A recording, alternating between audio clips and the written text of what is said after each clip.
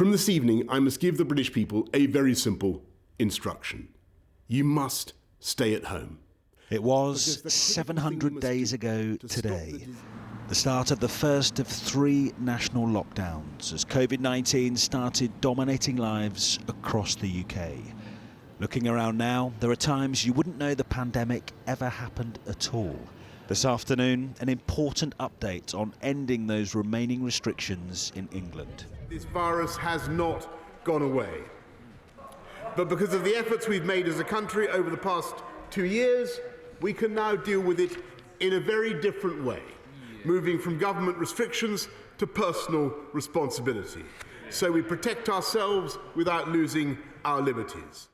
From this Thursday, there'll no longer be a legal requirement to self-isolate, though it's still advised. There'll be an end to self-isolation payments.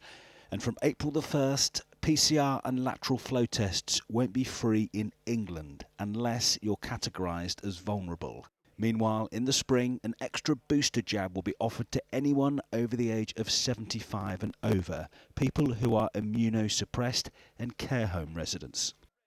But for some, the loosening of restrictions is too much too soon. Today, these campaigners for the disabled urge the government to put them at the heart of the upcoming COVID public inquiry. Among them, 13-year-old Hugo, who has profound sight, hearing and respiratory problems and has spent much of the last 2 years isolated. I mean, we are still, it's so difficult to, judge what's right and what's wrong for everyone. And I think everyone has their own opinions, but certainly for vulnerable people, I think it is still a little bit too soon to be lifting all restrictions. For many others, though, today's announcements mark that final step on the path back to what might be called normality. It gets to a stage in our lives where we need to be working towards a general sense of normality. You just got to go with how you feel about stuff. If you're comfortable with it, you can go with nothing, and if you don't, well, wear a mask or whatever. We're going to have to learn to live with it, I think, but maybe this is just a bit too quick. It all follows an unusual morning where a cabinet meeting to sign off the plans was delayed. Ministers arrived, then departed shortly after. Is the government declaring victory against COVID, ministers? It's reported there was a dispute over funding for COVID tests. The Shadow Health Secretary said it showed a government paralysed by chaos and incompetence. 2 years after all this, the government stresses COVID hasn't vanished, but that our relationship with it is changing.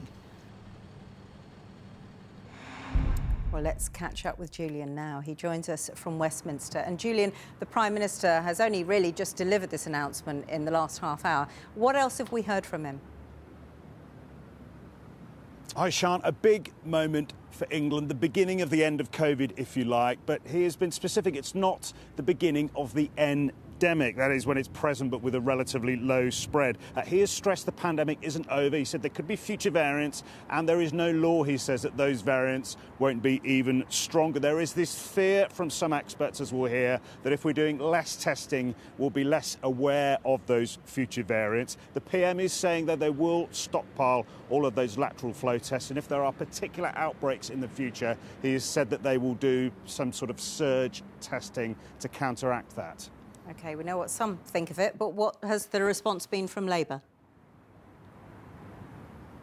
Keir Starmer on his feet just a few moments ago. He says he thinks the country is perhaps more cautious than the Prime Minister is. He reflected as well on that possible disagreement I mentioned in my report around the Cabinet table earlier on today.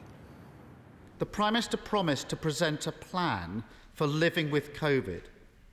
But all we've got today is yet more chaos and disarray.